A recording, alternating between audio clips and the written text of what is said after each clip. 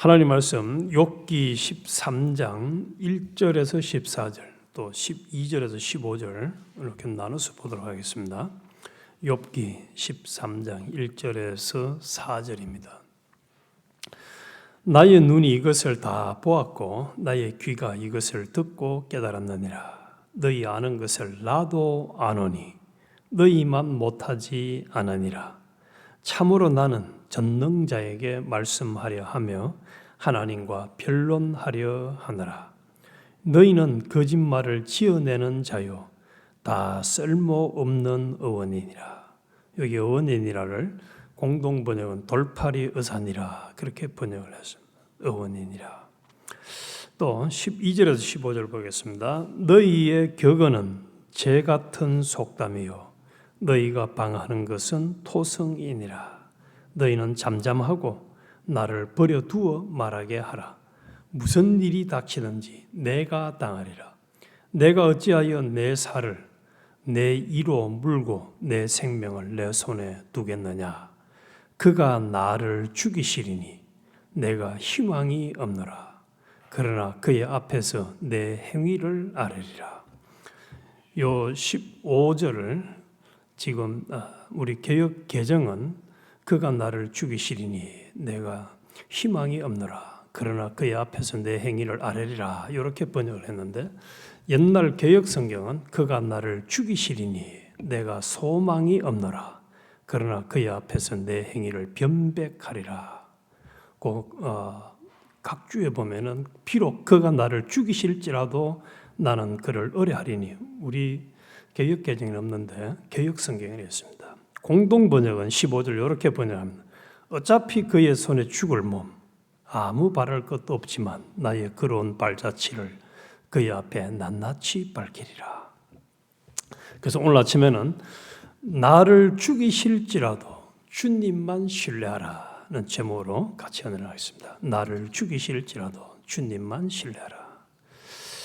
이 본문은 세상 사람은 이 세상을 자기 분깃으로 삼고 살지만은 하나님의 백성은 영원한 하늘나라를 목적 삼고 이 세상을 준비 기간으로 살아갑니다. 그러므로 성도의 삶은 세상 성공을 목적 삼는 삶이 아니라 하나님 앞에서 흠과 주름 잡힘이 없는 사람으로 고쳐지는 삶이다 하는 것을 소망하게 하는 본문인데, 먼저 사람의 정죄를 넘어 하나님 앞으로 우리는 나아가는 사람이 되어야 하겠습니다. 우리가 살아가면서 마주하는 고난 중에 우리를 가장 아프게 하는 것은 무엇일까요?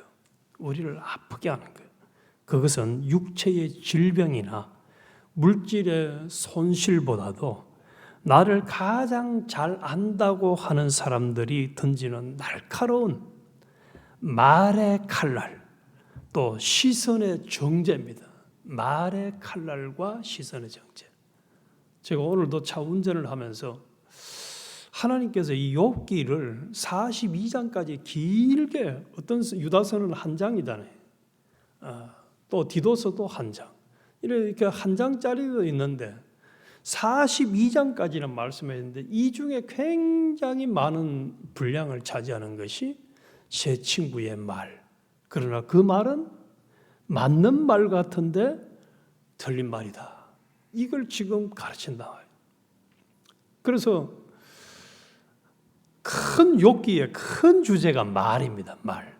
그래서 오늘도 이 욥이 빌닷의 말에 대해서 이제 반박하는 그 말인데, 우리에게도 욥에게도 큰 상처를 주고 또 받을 수 있는 것이 뭐냐? 말의 칼날과 시선 정죄. 그래서 이 욥기 13장은 친구들의 끊임없는 공격과 정죄에 맞서서 욥이 자신의 진실함을 토로하면서 마침내 하나님과 직접적인 대면을 갈망하는 장면입니다. 너가 입 닫아라. 나는 하나님과 단판을 짓겠다. 그렇게 얘기합니다. 그래서 친구들은 하나님의 이름을 앞세워서 욥의 상처를 헤집었습니다. 하나님의 이름을 빌어가지고 네가 고난을 당하는 것은 죄 때문이다. 그러니 회개라. 계속 강조하고 있죠. 그래서 그들의 말은 겉보기에는 바른 신학적인 교리 같았지만은 실상은 고통당하는 자를 더 깊은 수렁으로 밀어넣는 위선이었습니다.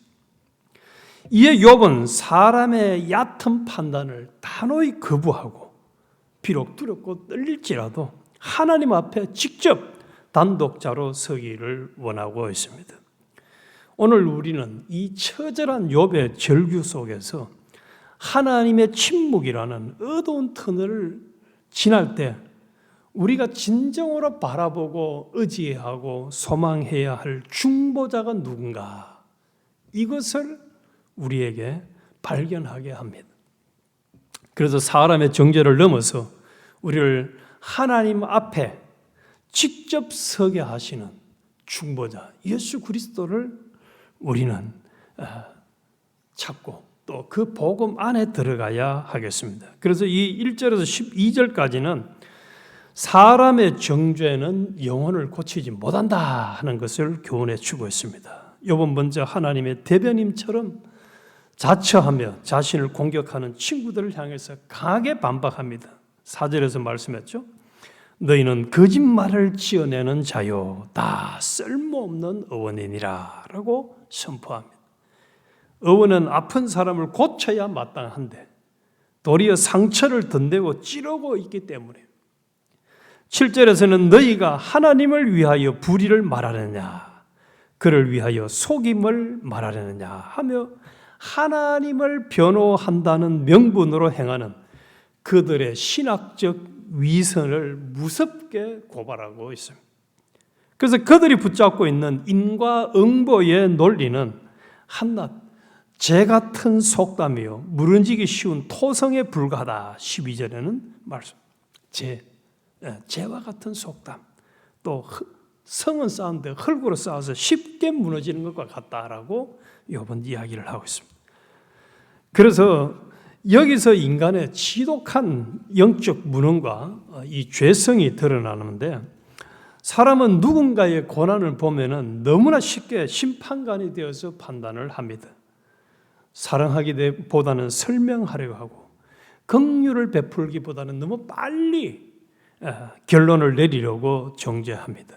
그러나 하나님은 타인의 고통을 수단 삼아서 자신들의 의로움을 위장하는 이 종교적인 교만을 엄히 미워하십니다. 굉장히 하나님은 미워하십니다. 그래서 하나님이 우리를 다루시는 이 자비의 방향은 우리가 사람들의 평가나 세상의 가짜 위로의 뒤에 딱 숨어가지고 사는 것이 아니라 오직 하나님 앞에 벌거벗은 자로 서서 하나님의 긍휼만 직접 구하게 하십니다. 자, 우리 욥이 지금 나는 오직 하나님께만 내 모든 문제를 이야기하고 알아야겠다. 요 자세를 우리에게도 요구하는 겁니다. 기도해도 응답도 없고 일이 빨리 뭐가 이루어지기를 원하는데 계획대로 안 되고 하는 이렇게 하나님이 좀 조용하게 두는 것 같은 상황이 뭐냐? 우리 자신의 인간들을 의지하고 세상을 의지하고 또 모든 주님 외에 다른 것을 의지하는 걸 다 내려놓고 주님 한 분 앞에 딱 서서 주님을 바라보게 하는 그 목적 때문에 우리에게 지금 당장은 응답하지 않는 것처럼 보이는 현실을 준다는 사실입니다.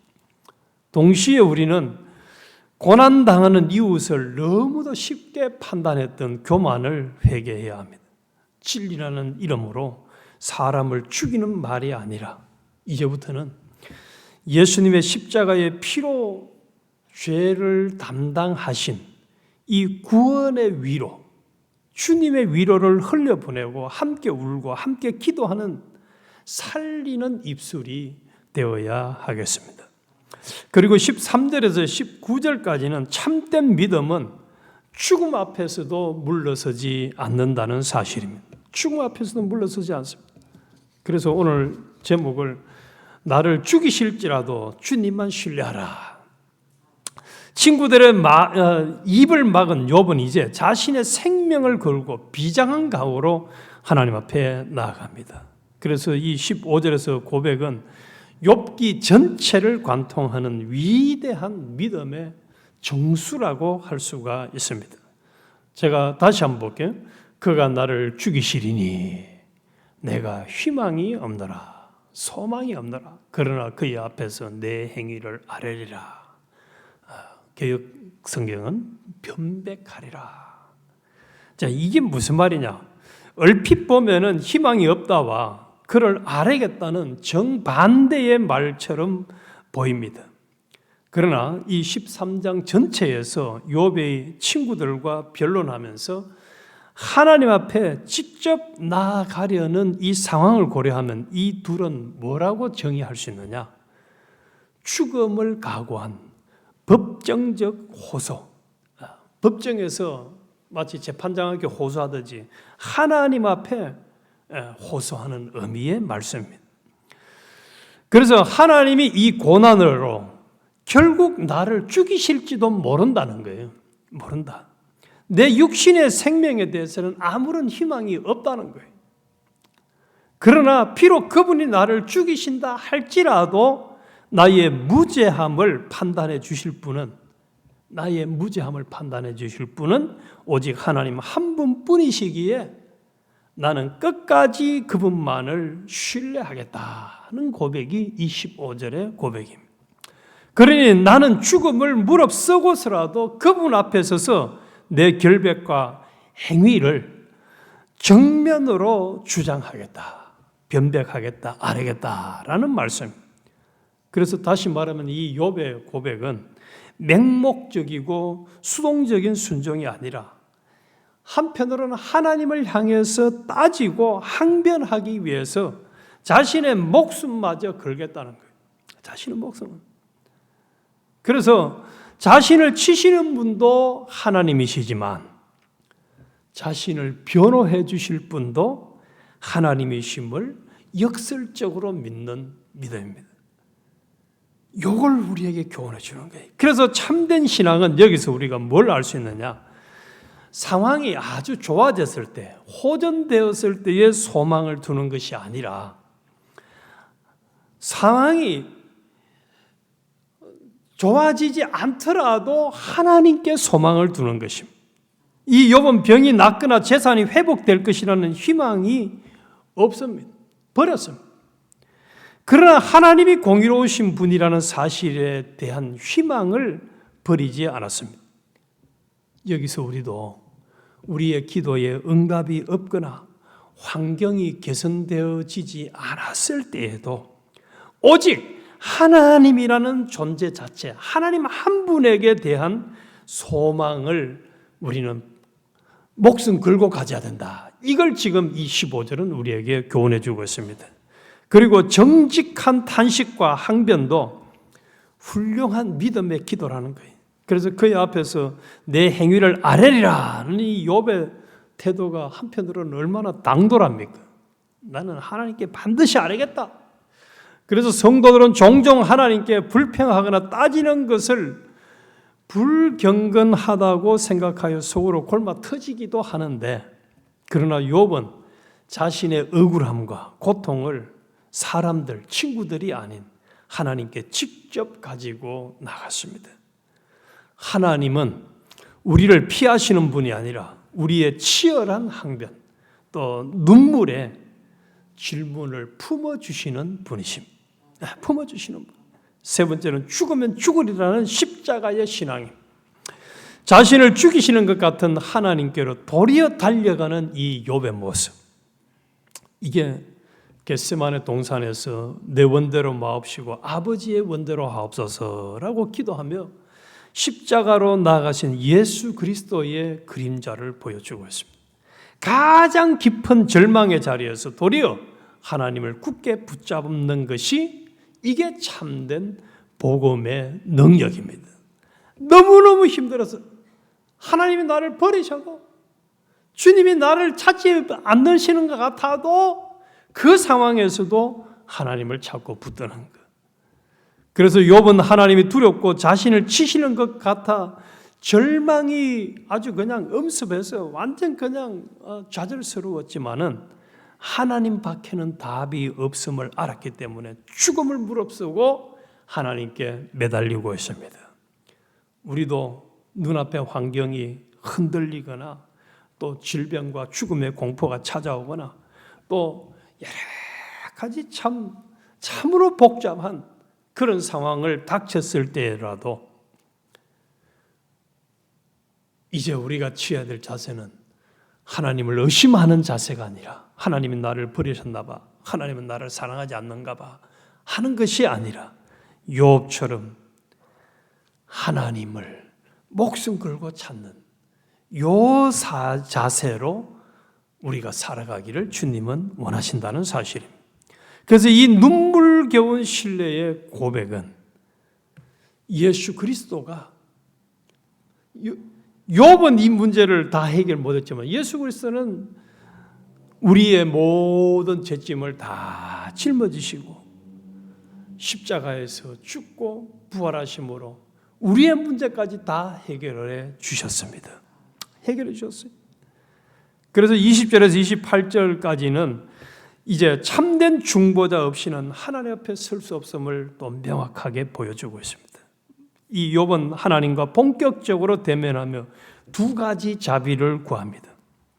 21절을 보면 주의 손을 내게 대지 마시오며 주의 위엄으로 나를 두렵게 하지 마옵시기를 빌고 있습니다. 그리고 24절에는 주께서 어찌하여 얼굴을 가리시고 나를 주의 원수로 여기시나이까 애타게 탄식합니다.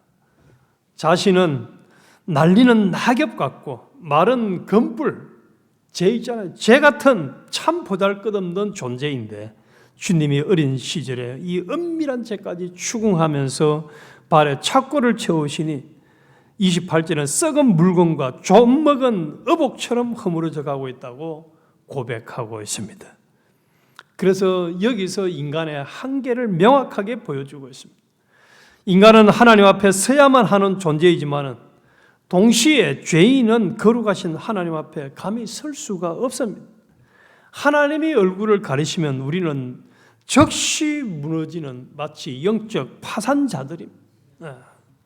하나님이 우리에게 완전한 불능을 직면하게 하시는 이유는 이렇게 욥처럼 완전히 그냥 처절히 낮아지고 처절히 포기하게 하는 이유는 뭐냐?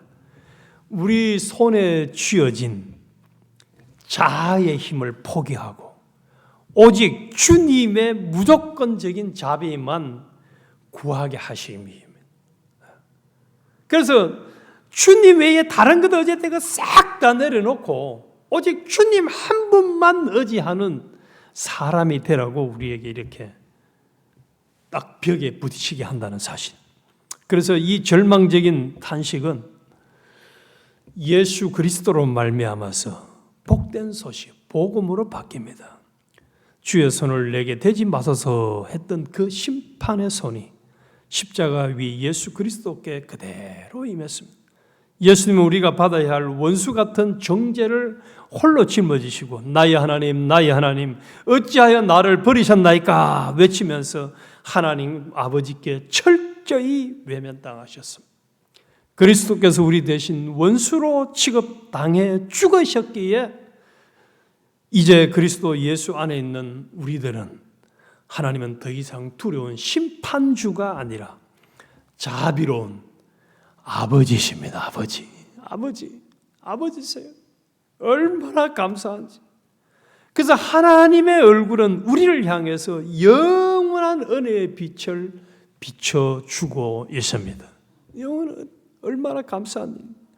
욥은 절망스럽고 우리도 절망스럽던 죽었던 자들이고 하나님과 원수됐던 자들인데 주님이 나의 하나님 어찌하여 나를 버리셨나이까 하는 그 처절한 고통과 죽음을 통해서 부활을 통해서 이제 하나님 아버지 앞에 영원토록 당당하게 은혜의 보좌에 나갈 수 있는 길을 열어주셨어요. 그러므로 우리는 하나님 앞에서 자기 죄를 가볍게 여겼던 이제 완악함을 회개해야 합니다. 또 사탄이 주는 비참한 정죄의 참소, 거기에 놀아나면 안 됩니다. 정죄감에 묻혀서 숨지 말고 우리 죄보다도 또 우리의 문제보다 더 크신 예수 그리스도의 은혜와 십자가를 붙들고 담대히 하나님의 보좌 앞에 나아가는 우리가 되어야 합니다. 그래서 오늘 저녁 이 아침에 13장은 단순히 고난 중에 참으라는 도덕적 훈계의 말씀이 아닙니다. 사람의 판단은 영혼을 살리지 못하며 인간은 스스로의 의로 하나님 앞에 설 수 없기에 우리에게는 반드시 참된 중보자 예수 그리스도가 필요하다는 사실을 강력하게 웅변하는 말씀입니다. 이 말씀을 통해서 우리는 결단을 해야 합니다. 첫째, 욥의 친구들처럼 타인을 함부로 판단하고 정죄한 죄를 회개해야 합니다. 그래서 우리 이번에 욥기를 통해서 말을 가지고 정죄하는 거 하지 않도록 우리 하나님 앞에 은혜를 구하십시다. 둘째로, 시련이 올 때에 사람의 소리에 흔들리지 말고 하나님께 직접 나아가 골방을 채우도록 하십시다. 지금까지 살면서 얼마나 말의 상처를 많이 받았습니까? 그런데 욥은 오직 누구에게만 찾아갔죠? 오늘 이 13장을 보니까 하나님께 나갑니다. 목숨 걸고 하나님께. 우리도 이제 온갖 말의 상처를 받더라도 하나님께 나아가는 사람, 이 사람이다. 세 번째로, 내 힘을 빼고 오직 예수 그리스도의 십자가와 부활의 공로만을 절대적으로 신뢰하도록 하십시다.